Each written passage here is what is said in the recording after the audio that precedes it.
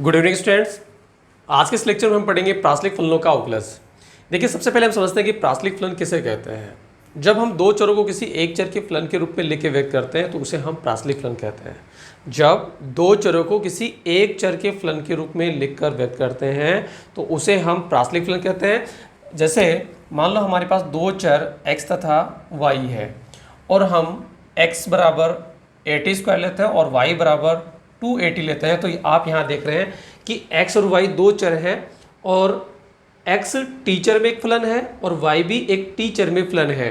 तो यहाँ पे दो अलग अलग चर किसी एक चर के फलन के रूप में है, तो ऐसे फलनों को हम कहते हैं प्राचलिक फलन। और जिस चर के फलन के रूप में हमने इसको लिखा है, जैसे x को टी चर के फलन के रूप में लिखा है, y को हमने टी चर के फलन के रूप में लिखा है, तो दो चरों को जो तीसरे चर के फलन के रूप में लिखते हैं तो उस तीसरे चर को हम बोलते हैं प्राचल। तो यहाँ पे तीसरा चर है t, तो t को हम बोलते हैं प्राचल। क्लियर। और एग्जाम्पल लेते हैं, जैसे x बराबर a cos थीटा, y बराबर a sin थीटा। यहाँ पे प्राचलिक फलन है, इनको हम प्राचलिक फलन बोलेंगे क्योंकि दो अलग अलग चर किसी एक तीसरे चर के फलन के रूप में है। यहाँ पे x बराबर a cos theta, it means theta चर में फलन है, और y बराबर a sin theta, it means ये भी थीटा चर में फलन है। तो यहाँ पे x और y दो चर है और एक तीसरे चर के फलन के रूप में लिखा गया है, तो इसे हम बोलते हैं प्राचलिक फलन।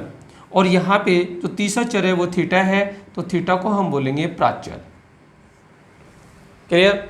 ठीक है, ये किस तरीके से बनते हैं इसको भी समझने के लिए देखो अपन एक एग्जांपल लेते हैं। जैसे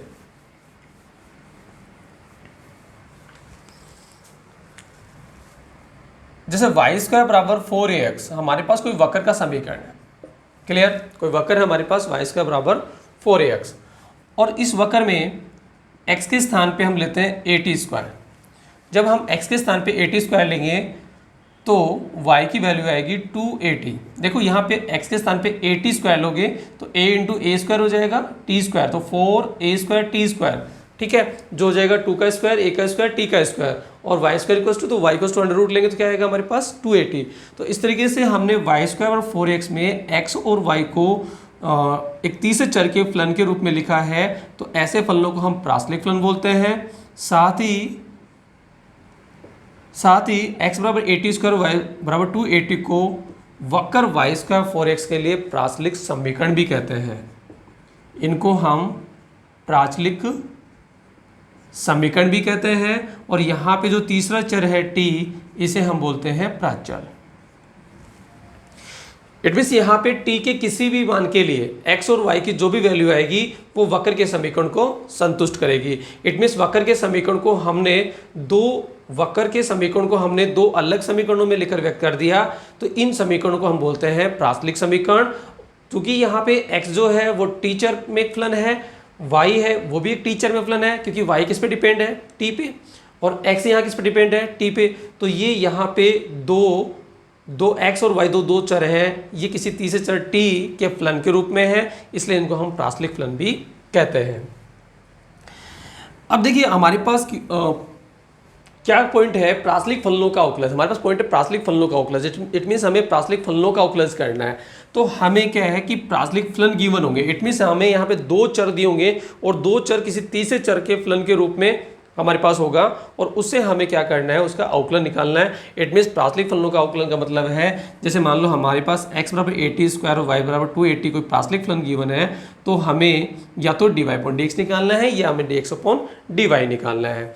इसी तरीके से जैसे मान लो x बराबर अपन यहाँ पे लेते हैं a tan theta and y बराबर b sec थीटा। सपोज कि x बराबर a tan थीटा एक थीटा चर में फलन है और y बराबर b sec थीटा थीटा चर में फलन है, तो दो चर यहाँ पे x और y है और किसी एक तीसरे चर थीटा चर के फलन के रूप में है, तो ऐसे फलनों को हम बोलते हैं प्राचलिक फलन। और यहाँ पे थीटा क्या है, एक प्राचल है। तो इस तरीके से हमारे पास दो चर होंगे और दो चर किसी एक तीसरे चर के फलन के रूप में हमें दिया होगा, और आपसे ये जो प्राचलिक फलन है, इन प्राचलिक फलनों का आपसे अवकलज करवाएगा। इट मीन्स इस प्रासलिक फलन से आपसे या तो dy अपॉन dx पूछेगा या आपसे dx अपॉन dy पूछेगा। तो अब हम सीखते हैं कि प्रासलिक फलनों का अवकलज कैसे ज्ञात करते हैं, यानी प्रासलिक फलनों से dx अपॉन dy या dy अपॉन dx को हम कैसे ज्ञात करते हैं। चलो देखते हैं।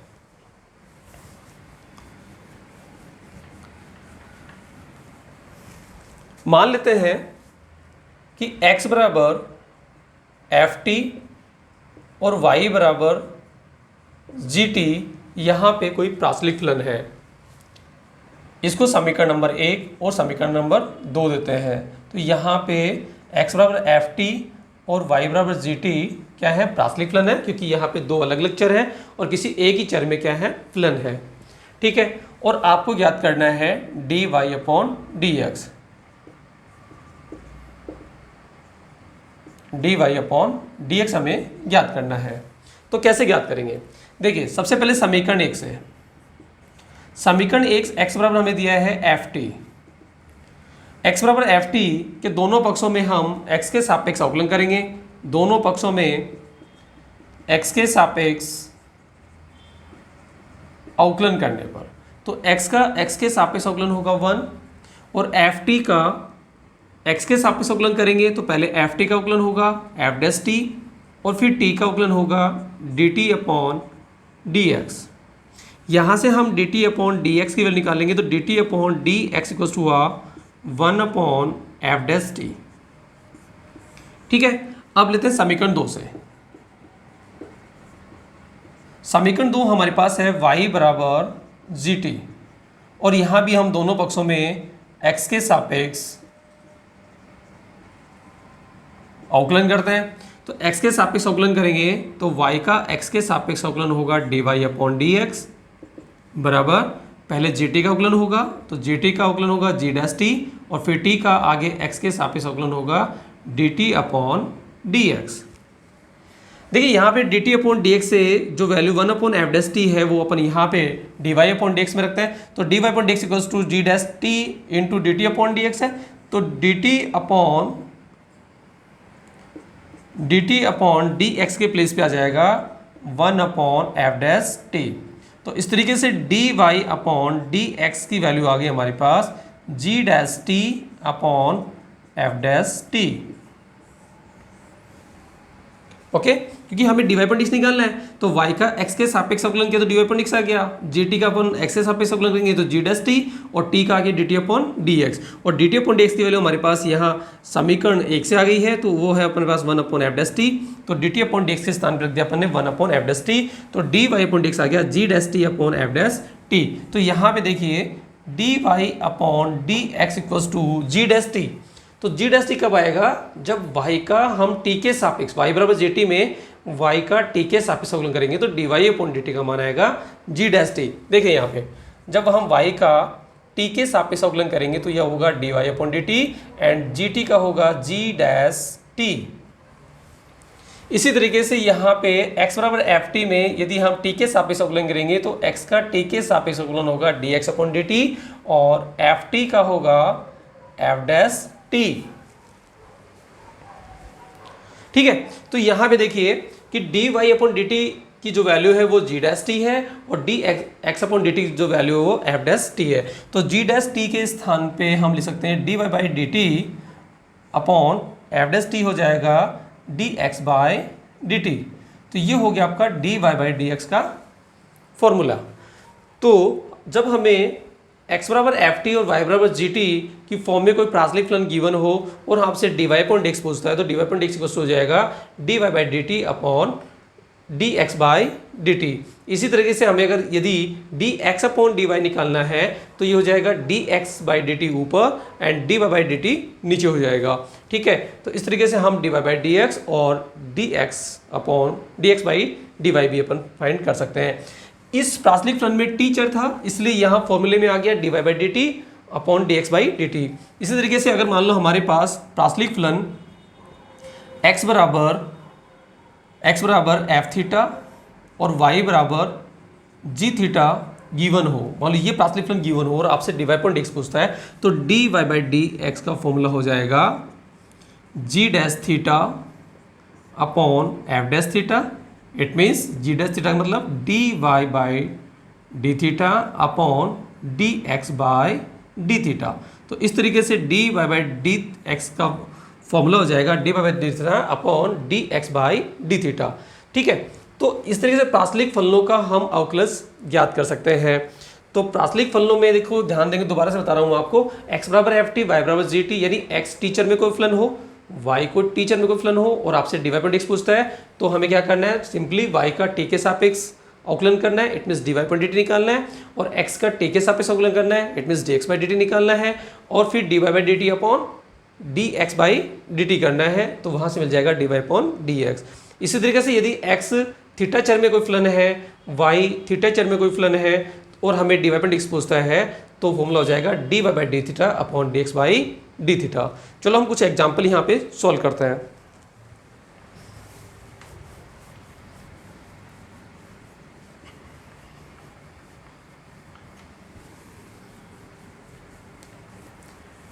देखिए, जैसे हमें प्राचलिक फलन गिवन है x बराबर, जैसे अभी कुछ देर पहले हमने एग्जाम्पल लिया था एटी स्क्वायर और y बराबर 280, ये हमें गिवन है। ठीक है, x बराबर एटी स्क्वायर एंड y बराबर 280 एंड फाइंड करना हमें d Y by D x. तो क्या करेंगे, देखिए x equals to at square, x बराबर क्या है हमारे पास एटी स्क्वायर, तो सीधा सा है x का t के सापेक्ष अवकलन कर लीजिए, x का t के सापेक्ष अवकलन करेंगे तो x का t के सापेक्ष अवकलन होगा D x by D T, और ए टी स्क्वायर का होगा 2t, तो ये बन गया 2at। ठीक है, t के सापेक्ष कर रहे हैं तो इतना ही होगा D x by D T, equation number 1। Again दोबारा से y इक्वल्स टू क्या दिया हमें, दूसरा फलन क्या दिया है, y बराबर 280, और यहाँ भी हम t के सापेक्ष अवकलन करेंगे, तो y का t के सापेक्ष अवकलन होगा D Y by D t equals to 2a, और t का t के सापेक्ष अवकलन 1 इंटू 1, इट मीन्स 2a, तो D Y by D T का मान आ गया 2a। आपसे पूछा है D Y by D x, तो D Y by D X होगा D Y by D T upon D x by D T. अब D Y by D T की वैल्यू हमारे पास है 2a इक्वेशन 2 से, and D x by D T की value हमारे पास 2at, तो 2a से 2a cancel, it means 1 upon T, तो ये आ गया हमारे पास D Y by D X. देखिए D Y by D x का फॉर्मूला आप इस तरीके से भी याद रख सकते हैं कि d Y by D x equal to होता है D Y by D T upon D x by D t. तो आप यहाँ पे एक तरह से ये होता नहीं है, लेकिन आप इसको याद रख सकते हैं ऐसे कि डी टी से डी टी कैंसिल, तो D Y by D X आ गया। यहाँ पे कैंसिल नहीं होगा, ये केवल याद रखने के लिए है। और साथ ही आप ऐसे भी याद सकते हैं कि d Y by D x पूछ रहा है आपसे, तो नोमरेटर में मतलब अंश में क्या है, डी वाई है, तो हमें अंश में डी वाई वाला अवकलन लेना है, जैसे d y point d t. यहाँ हर में डी एक्स है, तो डी एक्स वाला अवकलन हमें हर में लेना है। तो ऐसे भी आप इसको याद रख सकते हैं। और एग्जाम्पल लेते हैं, जैसे मान लो हमारे पास गिवन है एक्स बराबर ए साइन थीटा और वाई बराबर a into 1 plus cos theta. ठीक है, और आपको ज्ञात करना है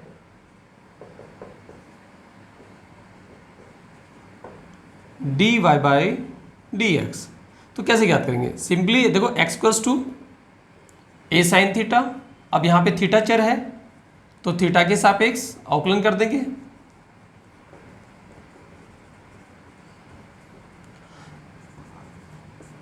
तो x का थीटा के सापेक्ष अवकलन होगा D x by d theta बराबर ए साइन थीटा का अवकलन होगा कॉस थीटा।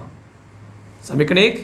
दूसरा फलन दिया है y बराबर a into 1 plus cos theta, और थीटा के सापेक्ष हम इसका अवकलन करेंगे, तो y का थीटा के सापेक्ष अवकलन d y upon d theta बराबर ए 1 प्लस ए, अब यहाँ पे 1 का थीटा के सापेक्ष अवकलन 0 की 1 कांस्टेंट है, एंड कोस थीटा का अवकलन माइनस साइन थीटा, तो हमारे पास आ गया माइनस ए साइन थीटा, ये आ गया d y upon d theta का मान। ठीक है, हमें निकालना है D Y by D x. तो देखिए D Y by D x equals to होगा, अब देखो डी वाई ऊपर है तो हमें अंश में लेना है डी बाई डी थीटा, यानी डी वाई वाला जो अवकलन है वो लेना है, और अपोन में हर में डी एक्स है तो हर में डी एक्स वाला लेना है, तो D x by d theta. तो डी बाई डी थीटा की वैल्यू हमारे पास है minus A sine theta, upon D x by d theta की वैल्यू हमारे पास है यहाँ पे ए कॉस थीटा। तो ए से ए कैंसिल और minus sine upon cos tan theta, तो D Y by D x equals to आ गया माइनस टेन थीटा। तो यहाँ आप देख रहे हैं कि y का x के सापेक्ष अवकलन टेन थीटा, यानी y का x के सापेक्ष जो अवकलन है उसको एक तीसरा चर कौन सा, थीटा चर में इसका अवकलन आया है टेन थीटा। तो ऐसे अवकलज को हम प्रासलिक अवकलज भी बोलते हैं, यानी एक चर का दूसरे चर के सापेक्ष अवकलन को यदि तीसरा चर व्यक्त करता हो तो हम उसे बोलते हैं प्रासलिक अवकलज, और उस तीसरे चर को बोलते हैं प्राचल। ठीक है, तो ये था अपना प्रासलिक फलनों का अवकलज ज्ञात करना। ठीक है, नेक्स्ट वीडियो में अपन काफ़ी एग्जाम्पल सोल्व करेंगे, तो देखते हैं नेक्स्ट वीडियो में। धन्यवाद।